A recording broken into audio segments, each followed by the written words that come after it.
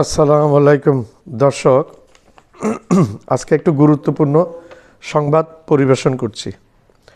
শেখ হাসিনার রাজনীতি শেষ হয়ে গেল না, সেটা আমার কথা নয়। কী কারণে এটা বলছি একটু দেখতে হবে, সেটা স্পষ্ট আপনি দেখতে পাচ্ছি। আমরা শেষমেশ পুরনো দল হিসেবে আওয়ামী লীগটাকেও ক্ষতিগ্রস্ত করে দিয়ে গেল শেখ হাসিনা। নিজে তো ধ্বংসপ্রাপ্ত হলো, আওয়ামী লীগটাকেও ধ্বংসের দ্বারপ্রান্তে নিয়ে গেল। ভুল মাঝির হাতে নৌকা পড়লে যেমন নৌকা ডুবার সম্ভাবনা থাকে, সেই রকম শেখ হাসিনার সাথে এই আওয়ামী লীগটা পড়ে এই আওয়ামী লীগ নিজে তো ধ্বংস হয়ে গেছে এবং আওয়ামী লীগটাকেও ধ্বংস করে দিয়ে গেল। হাসিনার বিরুদ্ধে গুরুতর মানবাধিকার লঙ্ঘনের প্রমাণ পেয়েছে জাতিসংঘ। এই রিপোর্টটা জাতিসংঘের, এটা আমার বা বাংলাদেশের কোনো প্রতিষ্ঠানের বা ভারতের কোনো প্রতিষ্ঠানের না। জাতিসংঘকে বায়াস করা কখনো সম্ভব না। ইসরায়েলও পারে না জাতিসংঘকে বায়াস করা বা প্রভাবিত করা। নেতানিয়াহুকে জাতিসংঘ আন্তর্জাতিকভাবে কাঠগড়ায় দাঁড় করিয়েছে। নেতানিয়াহুকে আওয়ামী লীগের সমর্থকরা নিরপেক্ষভাবে জাতিসংঘের রিপোর্টটা পড়ে বোঝার চেষ্টা করুক। আল্লাহ যেন তাদের বুদ্ধি যে সদ্গতি দেয়, তারা যেন পরিস্থিতি বুঝতে পারে যে শেখ হাসিনা আওয়ামী লীগকে কোথায় নিয়ে গেছে এবং দেশটাকে কোথায় নিয়ে গেছে, সেটাই কামনা করি। জাতিসংঘের তদন্তে বেরিয়ে এসেছে এই হত্যাকাণ্ডের সাথে শুধু পুলিশ বা অন্যান্য এস্টাবলিশমেন্ট জড়িত না। এর সাথে এই কিলিং মিশনে বিগত হাসিনার 15 বছরের শাসনামলে তারা বলছে বাহিরে এবং অপরাধ তারা বিচার করুক। কিলিং মিশনের সাথে শুধু সরকার না, সরকারের এস্টাবলিশমেন্ট, শেখ হাসিনা নিজে জড়িত, সরকারের এস্টাবলিশমেন্টও জড়িত বলছে জাতিসংঘ।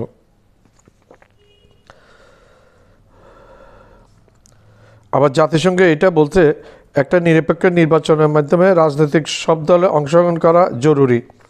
কোনো দলকে নির্বাচনের বাইরে রেখে নির্বাচন হলে তা ফ্যাসিজম কায়েম হয়, তখন মানবাধিকার লঙ্ঘন হয় এবং গুম খুন হয়। বিগত হাসিনার 16 বছরের শাসনামলে মানবাধিকার লঙ্ঘন করেছে এই সরকার। গুম খুন, হত্যা, রাহাজানি, লুটপাট, ব্যাংক লুটপাটের দেশ হয়েছিল বাংলাদেশ। তখন পুরো দায়িত্বটা পড়েছে শেখ হাসিনার উপর।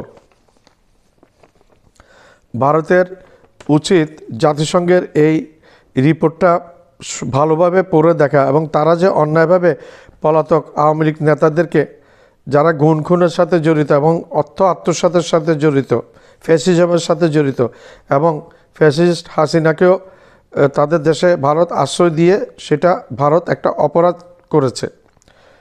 জাতিসংঘের উচিত